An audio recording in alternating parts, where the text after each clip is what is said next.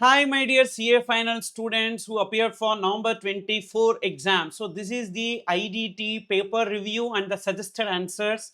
So, that we are going to see in this video. And first things first, so great paper according to me because they have just broken the shackles and they have gone out of the box again. So, May 24 paper, if it is out of difficulty, 8 out of 10, whereas November 24 paper is like 9 out of 10 because the paper is not that easy in terms of lengthy. Yes, it was a very big paper wherein 3 hours will not be sufficient, to be frank with you. And even MCQs also, little nitty-gritties are there in this, little tricky MCQs they have given, and even descriptive questions also. To the surprise, the 14 marks question was not much of adjustments and all, it was little easy. Whereas when it comes to the other, like questions and all, here and there they have gone deep into the subject. So they did not focus much on the composition scheme, refunds, returns, etc., but they went on assessment and thereafter the demand and recovery portion. So like that they have went into the different areas and they started testing, and even the repeated questions were very less when it comes to the descriptive part. Okay, fine. So now we are going to first see the MCQ part, but what I have got as a feedback from our students. So I have conducted a poll in the Telegram group, and in that poll what many students asked, so I just share with you. So the poll which I have conducted to all of them, yes, I conducted this poll. And how was today's IDT paper? So therefore around 758 students have answered because they were writing exam, and in that 44% answered the paper was lengthy but easy, and very difficult 24%, and 32% manageable for exemption. So this is the true feedback, guys. I was very happy. So barring the 24% of the students, means like 75% of our students are really did a very good job. So keep it up, guys, and I'm so happy and so proud to take classes for you. And fingers crossed, let's hope for the best result this November 24 exam. Okay, so but my observation, yes, the paper is lengthy, I agree, paper is lengthy. And for those who attended regular batch, for them it was like a cakewalk. Whereas for those who attended exam oriented batch but put some effort from their side also, it will be easy. Otherwise, for fast track batch students, those who believe only in revision, like one day before revision, this rocket revision, or those who believe in only in fast track batch but they have not learned the subject fully, definitely they will be finding this paper as very difficult. So therefore it's not something, now what I am telling you as like because you are joined for fast track batch you have to suffer, not like that. When you join for fast track batch you have to put more effort from your side also. So that is just a disclaimer. So any faculty who is taking fast track batches, when you are joining the classes, it does not mean that you should not join, but you also should put the equal effort. But when it comes to regular batches, the faculties will put more and more efforts. Okay, from that point of view I said. And without delaying further, let's move on to the case scenario 1. In this case scenario 1, they have given Pukraj Gupta. What is his name here? Crazy name. So he's a registered person of goods and services under GST in the state of Karnataka. He provided the following details of outward transactions belonging to financial year 23-24. So taxable supply aggregate turnover 140 lakhs, exempted supply aggregate turnover 350 lakhs, interest received on unsecured loan not included in the above, that is 2 lakhs, transfer of goods to the residence of his brother, a well-known professional, free of cost, but the open market value is 40,000 rupees. There is one MCQ related to this. What is the aggregate turnover of this person? So taxable supply will come in aggregate turnover, exempted supply also will come in aggregate turnover, interest received on unsecured loan, so this 2 lakhs also will come in aggregate turnover. Only for a person opting for composition scheme, interest on loans, advances, deposits will not come in aggregate turnover. But for a normal person, nowhere it is given that they are under composition scheme, they are a normal registered person, so this 2 lakhs also will come. So the aggregate turnover will be 145 lakh 50,000. And what about this? Why won't it come? Because it is not a supply.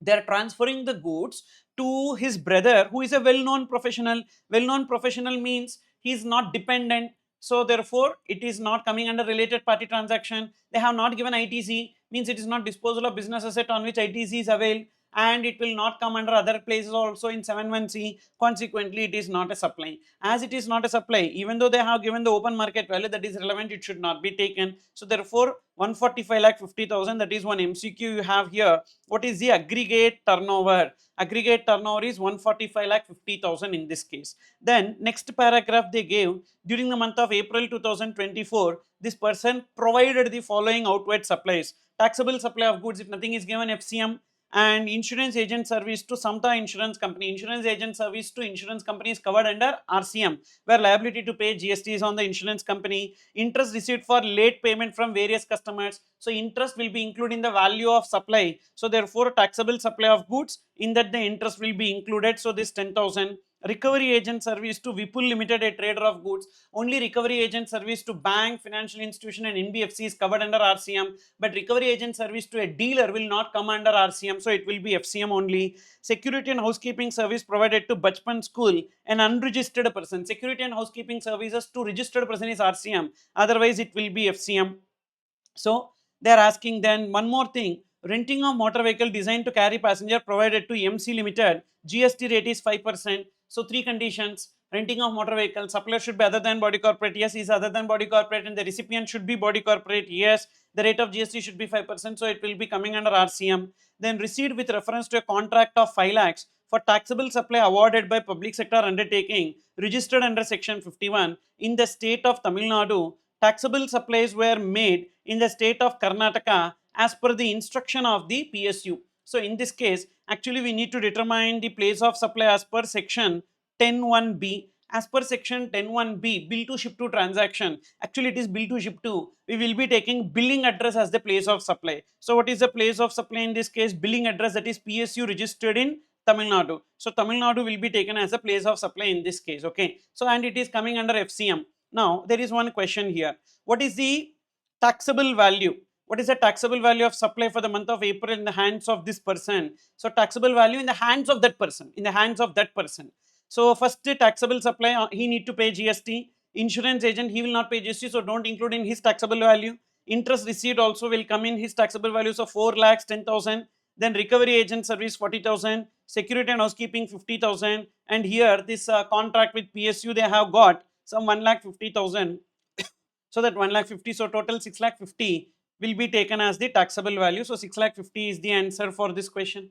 And next part they have given, further on 20th April, he hired Perfect Wedding Planner of Japan to plan and organize his son's wedding under a composite contract. So it's a composite contract, that's a crucial point. All the events of the marriage pre-wedding was organized at Mumbai, while the marriage and reception was held in Paris. So we need to determine the place of supply under section 13, because the person supplier is located outside India and recipient is located in India. The place of supply will be determined under section 13. Under section 13, in case of organizing an event, location where the event is held will be taken. The event is held in Mumbai as well as in Paris. But there is one more point, section 13 subsection 6. Why a single contract? Why a single contract? If part of the supply is in India and part of the supply is outside India, for the entire amount we will take India only as the place of supply. Accordingly, in this case, Mumbai will become place of supply. So it's an amazing twist they have given in this question, because we have an MCQ. What is the place of supply in respect of transaction with Perfect Wedding Organization Planner? So many students would have answered, for pre-wedding it is Mumbai and for marriage reception it is Paris. Correct only as per section 13, organizing an event, location where the event is held. But applying section 13 subsection 6, it is always India, when partly in India, partly outside India, because it is a single contract. So Mumbai for both the events will be taken as the correct answer. Location where the event is held is in Mumbai and France, so Mumbai will be taken, okay.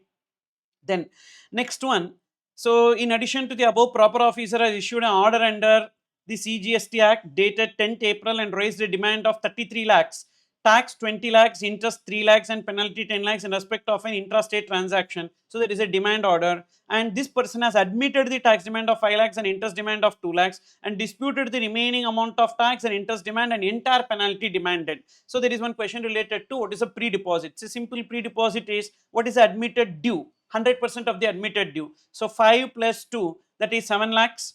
5 lakh plus 2 lakhs, 7 lakhs, plus 10% of disputed tax. What is the disputed tax? Out of total So 20 lakhs, disputed tax is 20, total is 20, in that 5 lakhs is admitted, means the disputed will be 15. So 15 lakhs into 10%, that is 1.5 lakhs. So 7 plus 1.5 lakhs, 8.5 lakhs will be the answer for this question. Then second one, amount of TDS required to be deducted. This is the place where many students got confused. They applied the normal provisions. Even many people who posted the answers in the YouTube video also, they have made this a mess up. So actually it is 10(1)(b), B2 ship to transaction, because as per the instructions of the recipient, goods are delivered to a third person. So we need to take the billing address as the place of supply. So who is the billing address? PSU only. We entered into contract with PSU. So 10(1)(b) place of supply will be Tamil Nadu. So location of supplier Karnataka, location of recipient Tamil Nadu, place of supply Tamil Nadu. So therefore it will be coming under interstate, as location of recipient, place of supply in the same state. So TDS will be applicable. IGST. So interstate TDS at 2%, that is 1,50,000 into 2%, 3,000. So IGST 3,000 is taken as the answer. Yes, I have seen, like in Telegram group, one student also posted me that sir, you are wrong, because another faculty said like this. Correct, another faculty might have missed this point, so nothing wrong in that. So but this is some point which is crucial. Okay, so it is 10(1)(b) only, because there is a word on the instructions of PSU we delivered in some other place. Okay, bill to ship to. Then what is the taxable value that we have seen? Aggregate turnover. Place of supply also we have seen. One more MCQ, which of the following outward supplies provided are not subject to payment of tax under RCM? So insurance agent RCM, recovery agent FCM, security and housekeeping FCM, renting a motor vehicle RCM. So which is not subject to RCM means 2 and 3. So only 2 and 3 is not subject to RCM. That is the answer for this. And next question number 7. So this is related to import.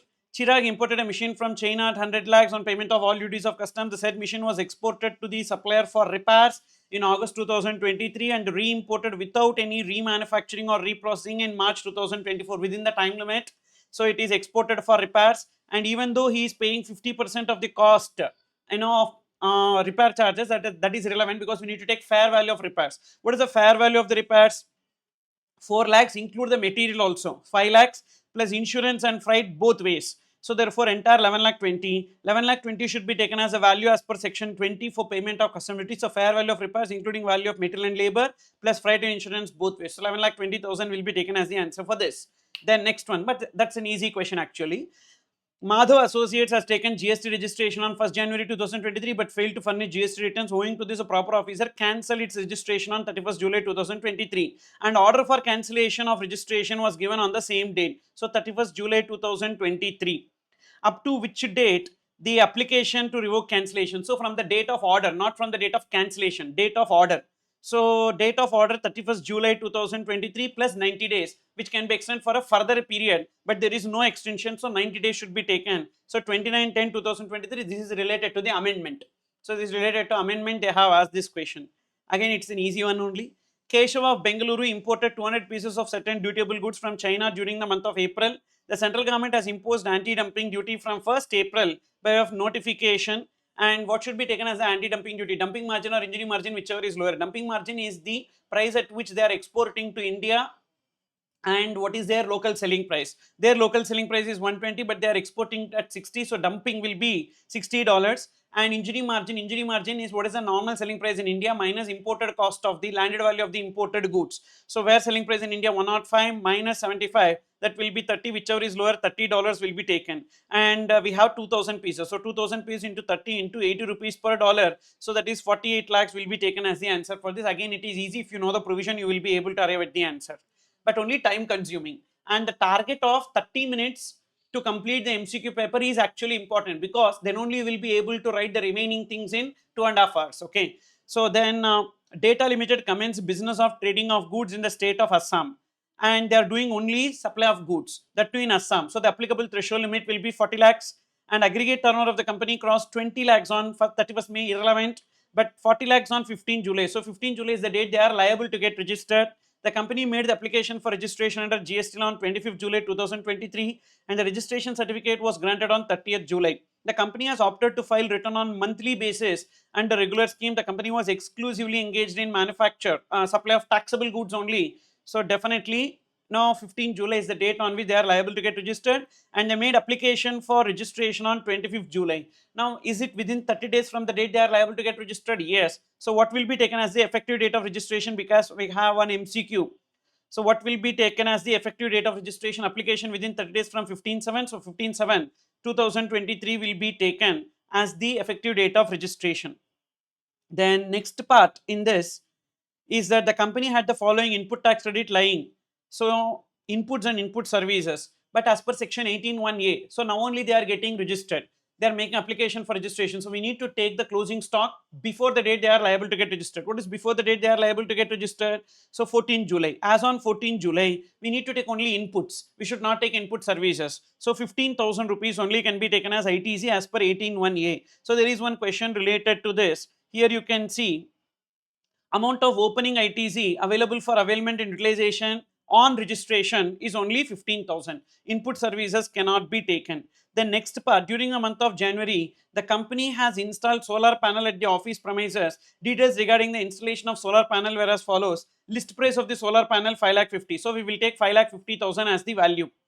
Price, trade discount, and these additional information not adjusted or given effect in the list price. So we will take 5,50,000. After taking 5,50,000, trade discount record in the invoice 3% on the list price. So trade discount is allowed as deduction. So therefore, this 3% on list price, 5,50,000 into 3%, 16,500 needs to be excluded as per section 15 subsection 3, but in the given price not done. So we are reducing. Local taxes paid 15,000. So local taxes should be included, all taxes, duties and cess by whatever name called other than GST. Then cost of packing, outward freight, loading and unloading, installation charges as a condition of sale. So 15 to C, incidental expenses or other expenses before or at the time of delivery of goods. So 12,000 also should be included. State government subsidy 70,000. The given price is without adjusting the subsidy. So state government directly linked to the price, it is to be excluded, but in the given price it is not adjusted, so we need to reduce. So what is that we need to reduce?